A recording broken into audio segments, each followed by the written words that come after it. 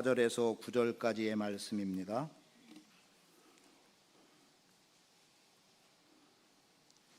민수기 21장 4절에서 9절까지의 말씀 제가 봉독해 드리겠습니다. 백성이 호르산에서 출발하여 홍해길을 따라 에돔 땅을 우회하려 하였다가 길로 말미암아 백성의 마음이 상하니라. 백성이 하나님과 모세를 향하여 원망하되 어찌하여 우리를 애굽에서 인도하여 내어 이 광야에서 죽게 하는가? 이곳에는 먹을 것도 없고 물도 없도다. 우리 마음이 이 하찮은 음식을 싫어하노라 하매 여호와께서 불뱀들을 백성 중에 보내어 백성을 물게 하심으로 이스라엘 백성 중에 죽은 자가 많은지라. 백성이 모세에게 이르러 말하되 우리가 여호와와 당신을 향하여 원망함으로 범죄하여 싸우니 여호와께 기도하여 이 뱀들을 우리에게서 떠나게 하소서. 모세가 백성을 위하여 기도하매 여호와께서 모세에게 이르시되 불뱀을 만들어 장대 위에 매달아라. 물린 자마다 그것을 보면 살리라. 모세가 놋뱀을 만들어 장대 위에 다니 뱀에게 물린 자가 놋뱀을 쳐다본즉 모두 살더라. 아멘. 준비해 주시고요. 준비하는 동안 영상 보시죠.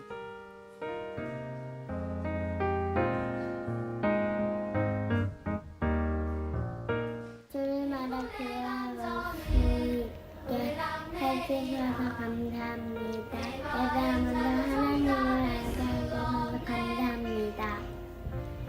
하나님, 우리 침례교회를 만들어 주셔서 고맙답니다. 엄마, 아빠, 친구들, 선생님 만들어 주셔서 고맙습니다. 내 몸 만들어 주셔서 감사합니다. 카페 만들어 주셔서 감사합니다. 하나님, 맛있는 음식 주셔서 튼튼하게 해주셔서 감사합니다. 하나님, 저희와 함께 해서 감사합니다. 좋은 선생님들을 만나게 해주셔서 감사합니다. 도와주시기를 사랑합니다. 공부를 잘하게 해주셔서 감사합니다. 하나님, 저와 함께 하시니 감사합니다. 하나님, 축구할 때 제 옆에 지켜주셔서 감사합니다. 사랑합니다. 좋은 부모님을 만나게 해주셔서 감사합니다.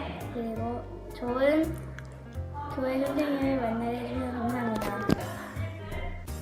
하나님, 우리의 아버지가 되어주셔서 감사합니다. 예수님, 우리의 구주가 되어주셔서 감사합니다. 모든 침례교회 사랑합니다. 하나님, 좋은 가족을 주셔서 감사합니다. 하나님, 학교와 교회에서 좋은 선생님들과 친구들을 만나게 해주셔서 감사합니다. 올려올 때 감사를 선택하기, 두려움 앞에서도 감사를 선택하기, 가장 좋은 것을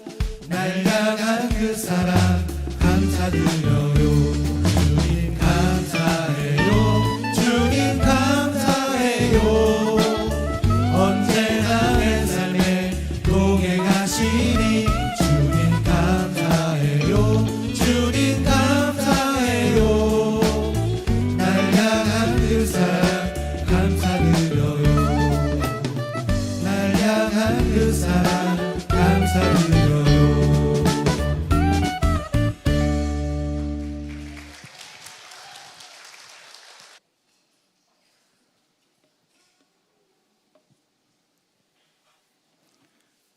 총남선교회 총무 김혜헌 형제입니다.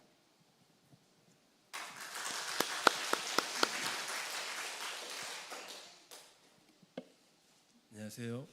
저는 전미라 집사의 남편이자 요즘 부쩍 말을 잘 안 듣는 아들 도윤이, 그리고 떡두꺼비 같은 딸 다미의 아빠 김혜원입니다.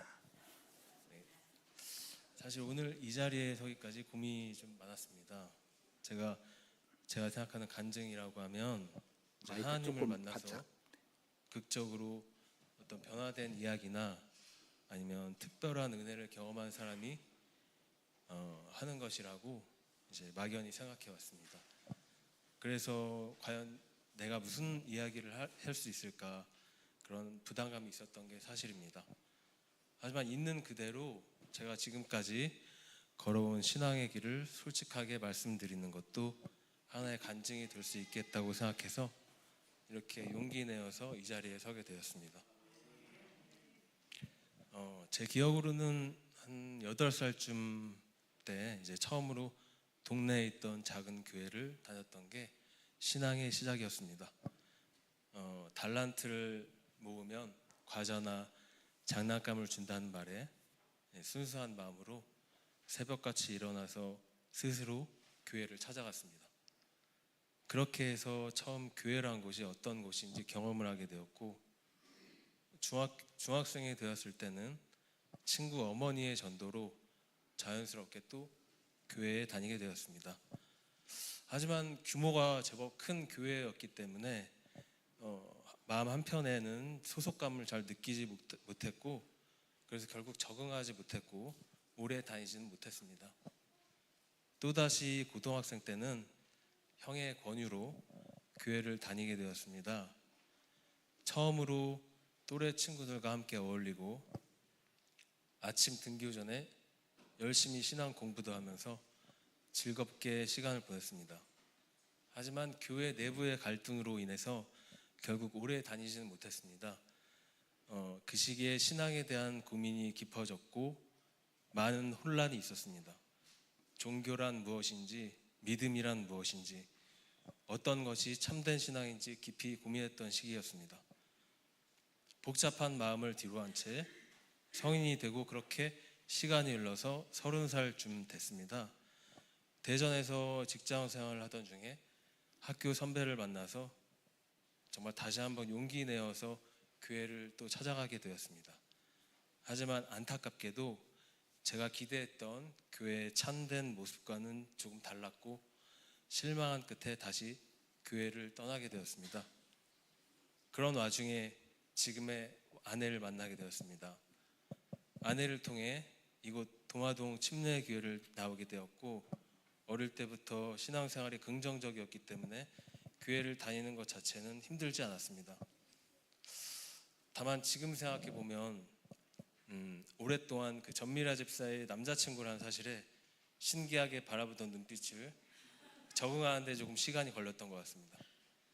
아무튼 이전에 여러 번의 신앙생활에 대한 부침 때문에 도마동 침례교회에 대해서도 사실 큰 기대와 믿음은 없었습니다. 그리고 시간이 지나서 결혼을 하고 얼마 지나지 않아 저희 부부에게 시련이 찾아왔습니다. 계속되는 유산으로 자녀 계획이 뜻대로 되지 않았고, 살면서 처음으로 사람의 힘으로는 어쩔 수 없는 무기력함을 느꼈습니다. 어쩌면 아이를 포기하고 살아야 될 수도 있겠구나 하는 생각과 함께 좌절하고 실패하고 슬픔에 빠져 있었습니다. 하지만 그때마다 목사님께서 정말 간절히 기도해 주셨고 용기를 주셨습니다. 아직도 그 큰 울림이 있던 순간이 기억에 뚜렷하게 남습니다. 돌이켜보면 그 시기가 제가 교회에 대한 마음을 조금씩 열 수 있었던 계기가 되었고, 하나님을 향한 믿음에 한 걸음 다가갈 수 있었습니다. 결국 간절한 기도 끝에 소중한 첫째 아이 도인이가 저희 앞에 태어났고, 교회를 통해 사랑과 축복을 받으면서 지금까지 잘 성장해 나가고 있습니다. 그런데 첫째와는 다르게 아이 계획을 제대로 준비하지 못한 상황에서 갑작스레 둘째 아이를 갖게 되었습니다. 하지만 기쁨도 잠시 내색하진 않았지만 출산 전까지 불안한 마음은 계속되었고 제발 건강하게만 태어나 주길 기도했습니다. 그런데 믿을 수 없을 만큼 건강한 다미를 품에 안게 되었을 때 저는 더 이상 바랄 것이 없다는 생각이 들었습니다. 지금도 아내와 자주 하는 얘기가 있습니다. 감사하며 살자, 그리고 늘 겸손하자라는 이야기입니다. 그 마음을 잊지 않으려고 노력하며 살아가길 희망합니다. 어느덧 교회를 다닌 지 벌써 햇수로 10여 년이 되었지만 저는 아직도 가끔 새신자 같은 마음이 듭니다. 누군가 저에게 성경의 깊은 내용이나 신학적인 질문을 한다면 아마 자신 있게 대답하지 못할 겁니다. 아마 요즘 열심히 유치부 생활하고 있는 도윤이보다 잘 모르는 내용도 많을 겁니다. 하지만 제가 이 자리에서 말씀드릴 수 있는 것은 한 가지 있습니다. 저는 이 교회에서 목사님을 비롯한 모든 성도님들을 통해 따뜻한 사랑과 진심 어린 섬김 그리고 헌신을 직접 경험했습니다. 저와 제 가족이 힘들 때 함께 기도해 주시고 기뻐할 때 함께 기뻐해 주셨던 그 마음을 잊을 수 없습니다. 그래서 요즘은 저도 이런 생각을 합니다. 내가 받은 이 사랑과 따뜻함을 언젠가는 다른 사람에게도 전할 수 있는 사람이 되어야 하지 않을까? 아직 부족한 것이 많지만 하나님께서 저에게 베풀어 주신 은혜와 교회를 통해 받은 사랑을 기억하며 저 역시 누군가에게 선한 영향력을 전하는 사람이 되도록 살아가고 싶습니다. 서투르지만 이 시간 제 이야기를 끝까지 들어주셔서 진심으로 감사합니다. 아멘. 핸드폰 가져가시고요. 출애굽기 23장 26절 말씀대로 내 나라에 임신하지 못할 자가 없을 것이라고 하는 말씀 붙들고 기도하면서 그 아이를 잉태하지 못하는 가정들 위해서 기도할 때 출애굽기 23장 26절 말씀 붙들고 기도하시면 좋겠습니다. 다음 누구세요?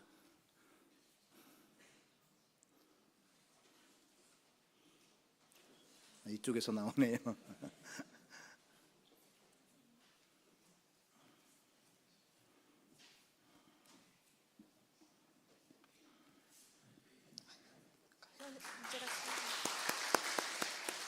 저는 정지영 집사입니다. 구반 회장 마이크 배짝 들고 와세요. 크게. 예예. 마이크 가줄게. 예예. 예. 저는 정지영 집사입니다. 구반 여선교회 구반 회장을 맡았고요. 저는 먼저 우리 구반 사람들 이야기를 하고 싶습니다. 미나 집사님, 박중순 집사님 아내 미나 집사님. 미나 집사님이 제가 따져보기로는 이곳에 온 지 한 5년 정도 된 것 같은데 교인으로 5년이 그리 길지는 않잖아요. 저기 김수빈 어린이는 10년 넘었고 여기 권사님은 80점 정도 되셨을 텐데 그리 길지 않은 시간 중에 9반이 먼저 8반에 속해 있었을 때 한 재작년 언제부터인가 총무일을 맡아주었고 지금 9반에서 또 계속 충무일을 해주십니다. 감사해요. 그 일 정리 쪽에 재능이 있어요. 하나님, 미나 집사님 이곳에 보내주셔서 감사해요. 또 저희 올해 이제 9반이 8반으로부터 분리되고 이제 처음 생겼을 때 저희들 이제 한번 상의를 해야 되지 않을까, 우리도 어떤 생각들이 있는지 이야기를 좀 나눠봐야 되지 않을까 하고 3월에 모여서 처음 이야기 나눴을 때 미나 집사님이 성경 공부 그런 거 해야 되는 거 아니냐고 얘기가 나왔고 정화 집사님이 새벽 예배 말씀을 나누자 얘기해서 그 새벽 예배 말씀은 큐티 책이 이렇게 같이 교재가 되잖아요. 그렇게 해서 저희가 한 달에 한 번 모임할 때 묵상을 하고 있습니다. 그 덕에 이제 저는 그때 말을 잘 못 알아듣고 한 달 동안 듣고 와서 그 중에 하나 내가 이제 꼽아서 그 이렇게 어떤 말씀이 나에게는 다가왔다 이야기해야 해야 되는 줄 알고 한 달을 듣느라고 좀 안 듣다가 들으니까 힘들더라고요. 그러다가 이제 왔더니 이제 제가 좀 잘못 들었던 건데 그렇게 한 덕에 생활 가운데 새벽 예배 말씀을 대부분 좀 듣고 있습니다. 감사합니다. 또 저희 반에 오늘 여기 함께 못했는데 은민 집사님이 있어요. 초등 아들 둘이 있는데 주일에 그 아들들이 오늘 안 간다. 나는 오늘 친구랑 약속이 있다. 그럴 때가 있어요. 그럼 이제 같이 못 올 때도 있고 또 은민 집사님도 못 오실 때도 있고 이렇게 오셔도 오시지 않아도 아이들하고 같이 와도 같이 오지 않아도 아이들이 어딘가에 내 자식이 있으니까 신경이 쓰이시겠죠.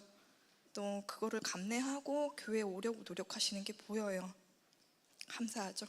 오늘 아까 아침에 못 온다고 연락이 왔어요. 집에서 영상으로 들으신다고. 몸은 따로지만 어느 자리든 예배드리는 그 마음을 주신 하나님 감사합니다. 정화 집사님, 제가 짚어 얘기할 필요가 있을까 싶게 헌신이 많이 보이시죠? 저 개인적인 생각일 수도 있는데 꼭 큰 일을 많이 겪어낸 어른 같은 느낌이 있어요. 저는 정화 집사님을 그렇게 느껴요. 그런 사람이 저희 반에 있어서 감사해요. 또 보람이 집사님, 이곳에 온 지 한 10년 되셨나요? 아직 안 되셨을 것 같은데 이곳에 어느새 와서 존재감이 장난이 아니에요. 하는 일이 참 많은 것 같더라고요. 살아나기 전에 유치부 교사하지, 찬양단에 서지, 주일 오후에는 그 교인들이 대부분 떠나간 시간까지 교회에 머물러 있고 그 시간에도 교회에서 막 자유롭게 노는 아이들, 아동부 유치부 아이들의 보호자로 좀 역할을 하셨었어요.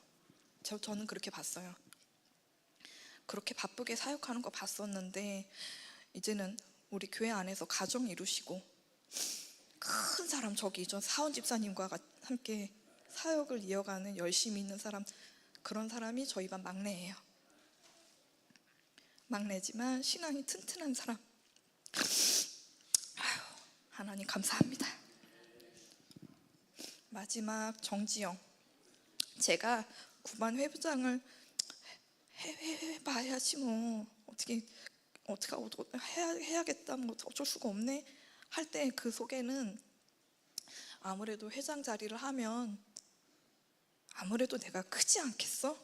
라는 생각이 있었어요. 이건 콧물이에요. 저는 제가 아직 너무 잘하지 못했다는 걸 알고 있었고 저를 위해서 회장을 하겠다 되었습니다. 그리고 제가 알록달록한 거 좋아하고 모양을 이리저리 바꿔 만드는 것을 좋아하는데요. 올해 스승의 날이 있는 주일에 저는 스승을 생각해서 제 아들 김도연이죠. 그 아들 맡아주시는 유치부 선생님, 가희 선생님 생각해서 도윤이랑 담이랑 도연이랑 서연이랑 아이들 손으로 꽃다발 드리는 일을 한번 해보자 하고 이제 제 손으로 그냥 어떻게 그냥 한번 꽃다발 만들어서 가희 선생님 애들한테 드려라 한번 해보려고 그랬어요. 그 부담이 없었죠. 뭐 제 손으로 드리는 거 아니고 애들 시킬 거니까. 그랬는데 그거를 저 교회에 어떻게 저 그런 거 이번 주에 해보려고요 라고 말을 전했다가 교회에서는 청년주일인데 청년 저기 앞에 서야 되는데 서는 순서 있는데 청년 10명, 꽃다발 10개 명령이 왔어요. 그래서 한 분만 어떻게 해보려다가 꽃다발 10개가 됐어요. 꽃으로 제가 뭐를 해본 게 처음이었어요. 어떻게 처음 꽃시장에 가가지고 사다 보니까 나 뭐 어떻게 다 이렇게 됐지? 겁이 나기 시작하더라고요. 근데 꽃다발이 어찌 또 그리 나쁘지 않게 모양이 괜찮게 나와서 그 청년 주일에 청년 그 이리저리 우리 교회 일을 집사들보다 더 안 보이는 곳에서 일을 많이 하는 우리 청년들 섬기는 기회가 되었습니다. 또 저희 그 4월 가정 신방 시기에 보람이 집사님이 이런 얘기를 한번 했어요. 신방 헌금으로 사역자들께 도서비를 드리는 방법이 있다고 들었다. 처음 들어봤다. 그런 좋은 방법에 놀라고 좋아서 전해주시는 것 같더라고요. 그때 들었던 것을 생각해서 저희 반에서 올해 목회자 주일에 5분께 도서비를 지원 드립니다 하며 기쁨을 드린 것, 저희가 사랑을, 그들의 수고를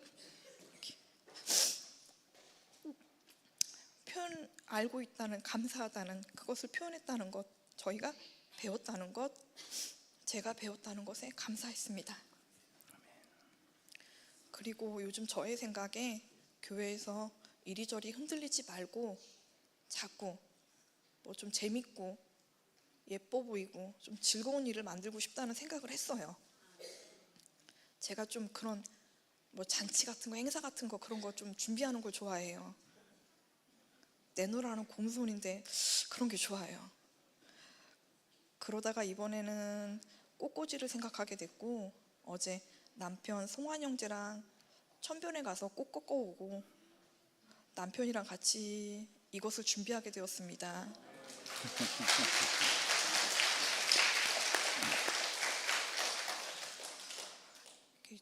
인생 꽃 2번째 만진 건데 어떻게 그래도 좀 됐어요. 남편이 열이 참 많은 몸인데 더운 날 같이 들꽃을 꺾고 손질도 해줬어요. 함께 순종을 배워나가는 일이, 봉사를 배워나가는 일이 됐음에 감사합니다.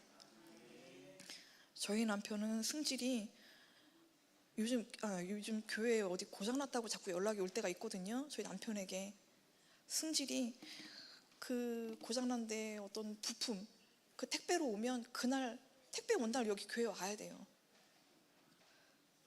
그러는 덕에 교회에 도움이 되는 것 같아서 감사합니다.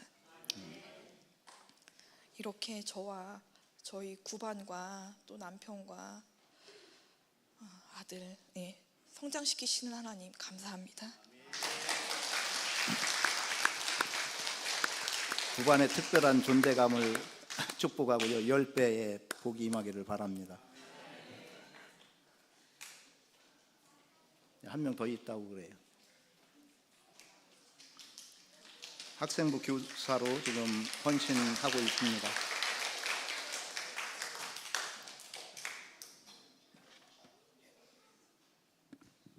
안녕하세요. 학생부 교사로 올해 6월에 섬기고 있는 김아영입니다.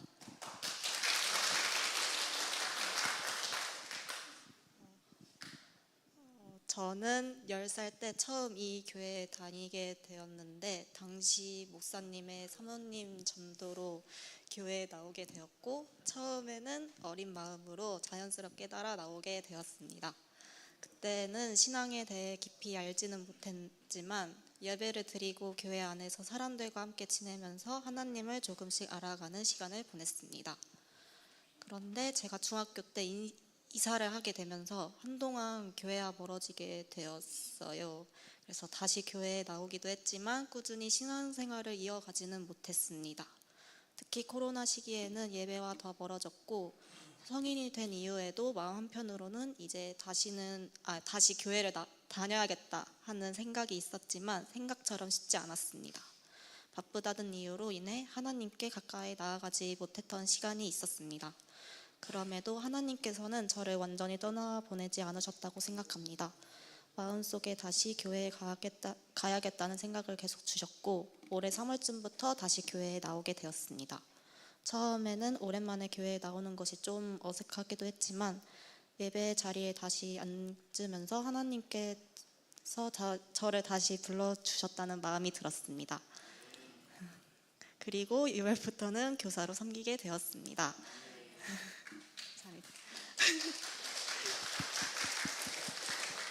그리고 부족한 저에게 섬길 수 있는 자리가 주어진 것이 감사했고 이것 또한 하나님께서 저를 다시 믿음의 자리로 이끌어 가시는 과정이라고 느꼈습니다.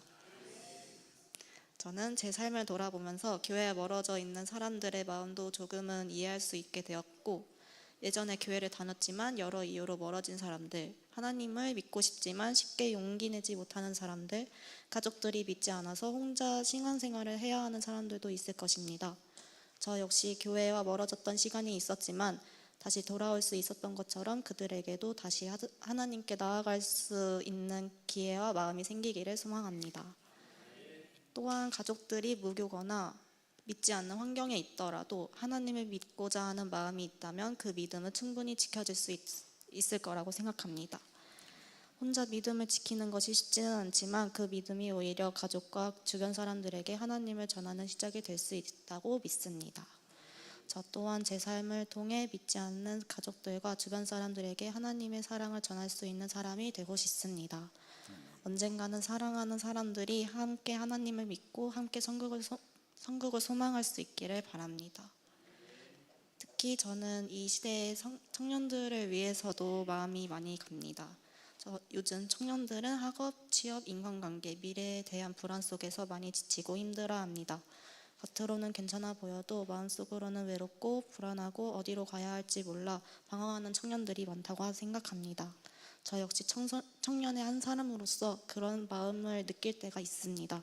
그래서 청년들이 세상의 기준과 비교 속에서 무너지지 않고 하나님 안에서 위로와 힘을 얻었으면 좋겠습니다. 아직 안 끝났어. 아직 저의 믿음은 많이 부족하고 연약하지만 하나님께서 저를 다시 교회로 불러주셨고 이제는 교사로 섬길 수 있는 자리까지 허락해 주셨다는 것에 감사드립니다. 앞으로는 예배의 자리를 더 소중히 여기고 제가 받은 은혜를 잊지 않으며 살아가고 싶습니다. 또한 말로만 믿는 사람이 아니라 제 삶을 통해 하나님의 사랑을 조금이라도 전할 수 있는 사람이 되고 싶습니다. 저를 다시 불러주시고 지금까지 인도해 주신 하나님께 감사드립니다. 앞으로 제 삶이 하나님께 더 가까이 나아가는 시간이 되기를 소망합니다. 감사합니다.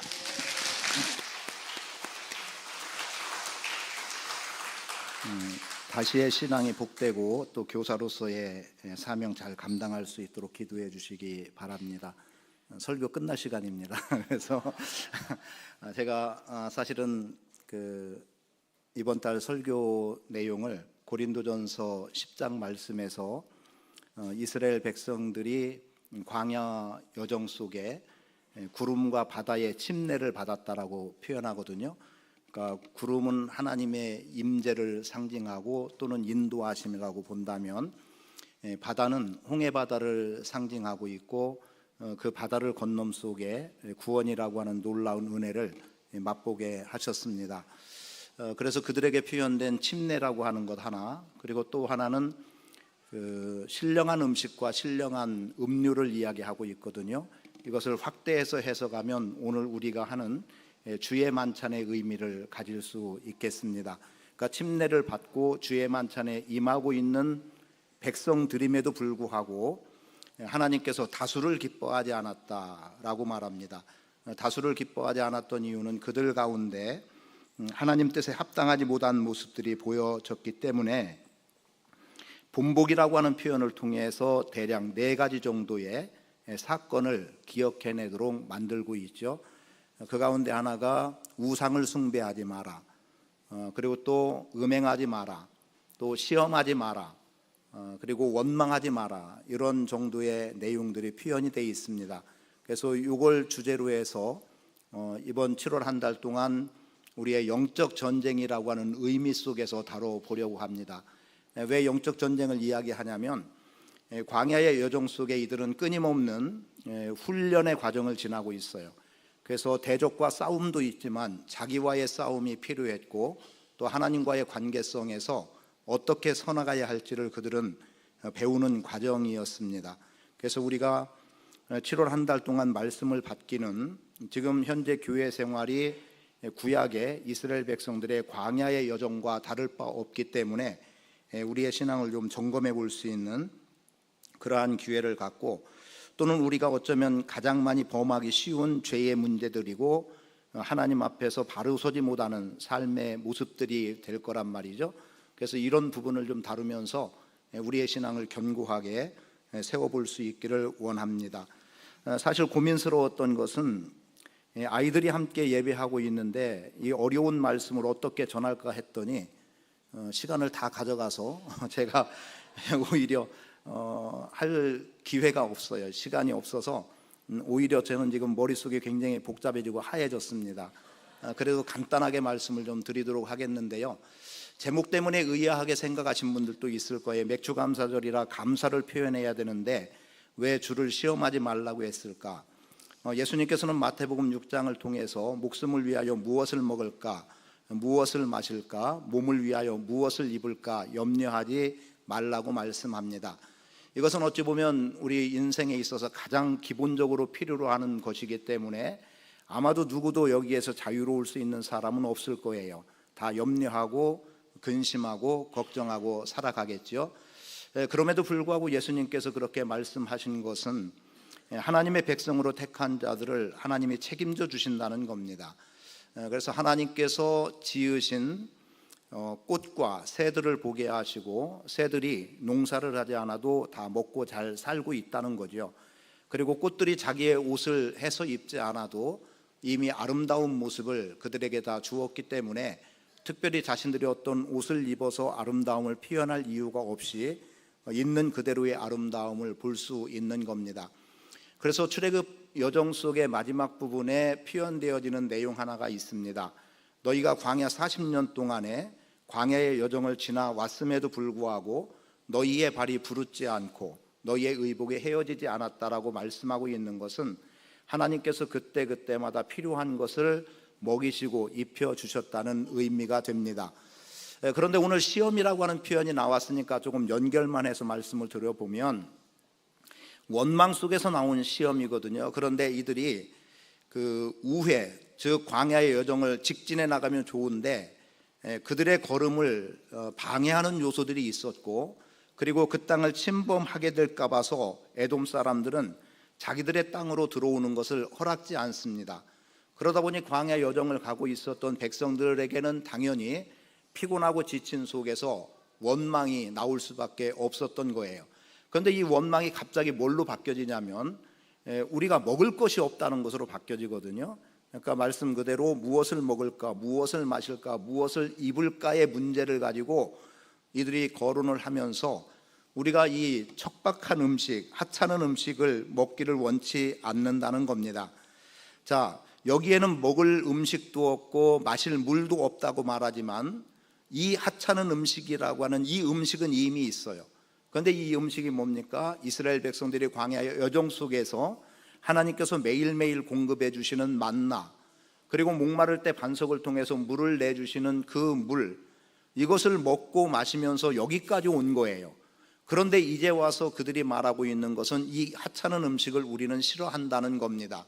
그런데 이것을 성경은 무엇으로 규정하고 있냐? 하나님을 시험하는 것으로 규정하고 있다는 거예요. 그러면 시험이라는 건 뭐겠느냐는 거죠. 우리의 신앙생활 속에서 시험은 사실상 하나님의 은혜를 망각해버리는 것에서 나오기 시작합니다. 불평과 원망은 감사를 잃어버린 속에서 불평과 원망이 나오는 거죠. 자, 먹을 것이 없다고 불평하고 원망할 때 하나님은 만나를 주셔서 여기까지 먹이셨어요. 마실 물이 없다고 하나님께 원망할 때에 하나님은 반석에서 물을 내셔서 여기까지 목마름 없이 오게 하셨습니다.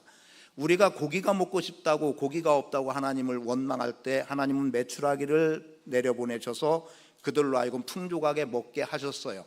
처음에 원망, 없을 때 원망한 것은 하나님께서 그들의 원망을 오히려 들으시고 그리고 그들의 필요를 공급해 주셨던 겁니다.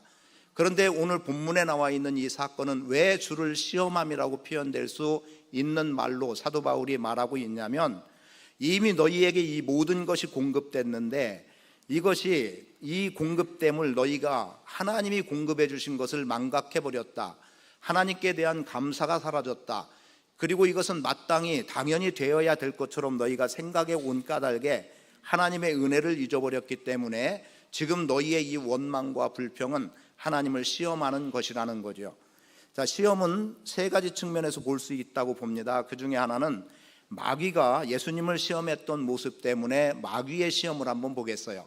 마귀가 하는 시험은 어떻습니까? 우리를 죄 가운데 빠지게 하고 유혹에 넘어가서 하나님의 백성이라고 하는 거룩성이 훼손되는 대로 우리를 자꾸 빠뜨리려고 하는 습성을 가지고 있어요.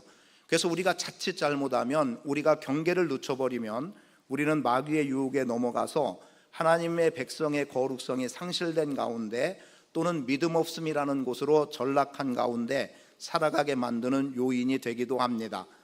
또 사람이 하나님을 시험할 수 있을까 싶지만 사람 쪽에서도 하나님을 시험하는 내용이 나오고 있어요. 지금 본문의 말씀을 주를 시험하는 것으로 사도 바울은 고린도전서 10장에서 말해주고 있다고 한다면 분명히 사람 쪽에서도 시험하는 게 나오고요.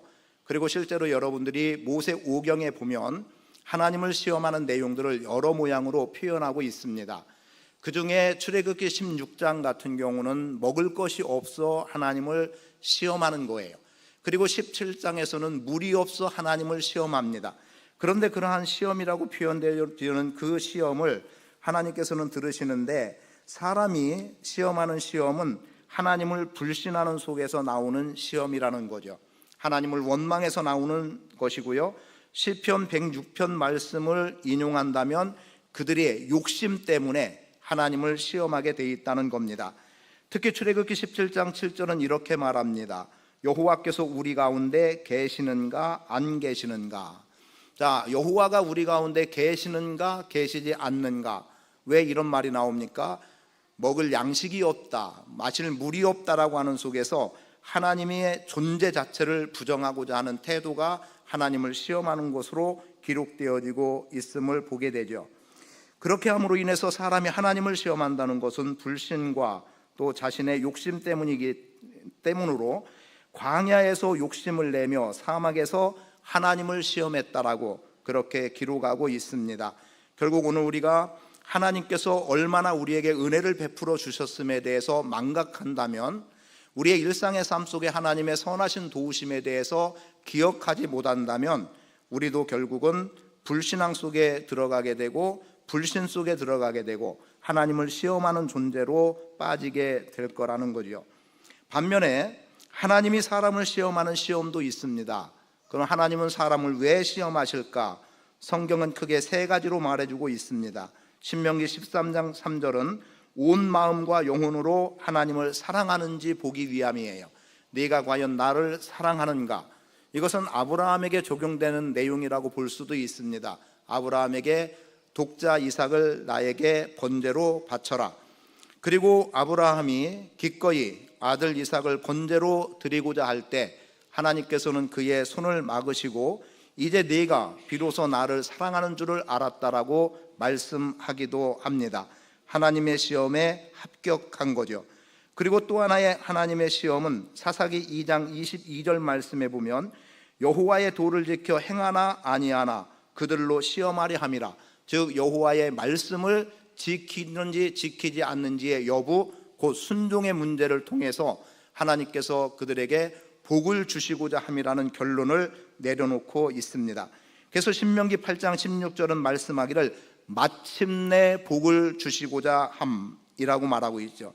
그러니까 하나님이 우리를 시험한다는 것은 오늘 우리가 시험에 걸려서 넘어지게 하는 마귀 같은 시험도 아니고, 사람이 하나님을 시험하듯이 원망과 불평과 불신의 모습이 아니고, 하나님이 우리를 시험하는 것은 어떤 시험이 됐든 마침내 복을 주시고자 함, 여기에 결론이 나는 거예요.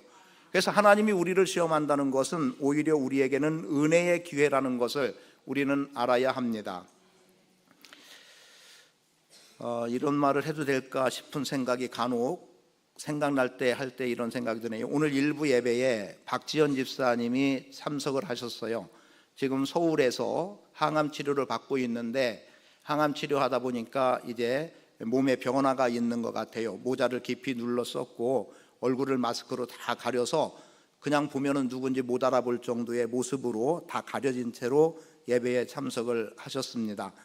그런데 예배에 참석하리라는 건 생각도 못했죠. 어제 통화도 했거든요. 그런데 뭐 내려온다는 얘기도 없었어요. 근데 오늘 왜 내려오셨냐면 맥주감사 주일이기 때문에 내려온 거예요. 그리고 예배 끝나자마자 다시 서울로 올라가고 13일 날 3차 항암 치료를 받게 된다는 겁니다. 근데 그분이 이제 암이라고 하는 진단을 받고 나서 그가 나름의 열심으로 지금까지 신앙생활을 해오셨어요. 그럼에도 불구하고 자신의 신앙을 다시 한번 전반적으로 점검을 하는 기회가 되고 그 표현 중에 하나를 11조를 온전하게 회복시키는 것으로 방향을 설정한 것 같아요. 왜냐하면 지난 2달 사이에 11조는 평소에 드린 것의 한 10배 정도가 되지 않는가 싶어요. 그러니까 아마도 믿지 않는 남편 것까지 포함한 전부의 11조를 하는 것 같습니다. 그런 모습을 보면서 이분이 지금 암이라고 하는 위기 속에서 자신을 하나님 앞에 점검해 나가고 내가 하나님 앞에 온전하게 서지 못했다는 것을 스스로 점검해 나가는 것 같지요. 그리고 하나님 앞에 온전하게 서는 길의 선택을 보이기 위한 형식은 아니겠지만 하나님 앞에 드림이라고 하는 자세부터 새롭게 바꿔나가는 것 같습니다. 그래서 참 마음이 오히려 아프기도 했고 일부 예배 후에 또 한 집사님은 그냥 눈물로 끌어안았어요. 왜였겠습니까? 가족에 대한 생각이 났던 거죠. 그런 모습을 보면서 함께 눈물을 지을 수밖에 없었는데, 자, 하나님께서 우리에게 어떤 위기, 어려움을 준다고 하면 하나님은 왜 그런 어려움을 우리에게 허락하실까? 사랑하는 자녀라고 말씀하고 있고 사랑하는 백성이라고 말씀하면서 왜 이런 위기를 주고 생명의 위협을 주고 또는 이게 가망이 있을지 없을지 모를 어려움 속에 처하게 할까?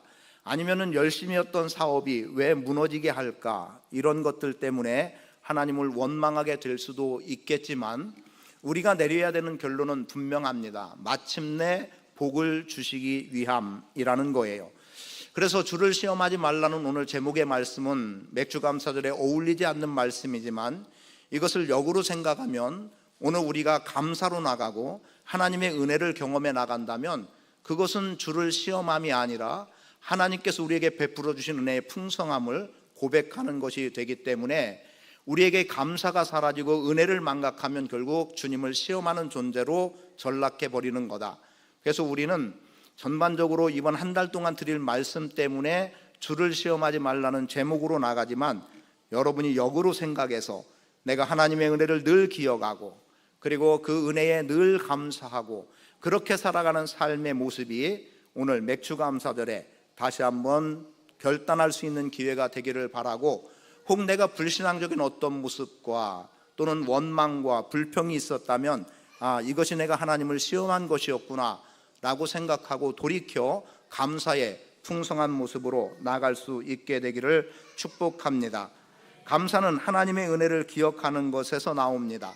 감사는 하나님의 명령이 되기도 하고 감사는 하나님의 은혜를 입은 자의 마땅히 행할 의무가 되는 거예요.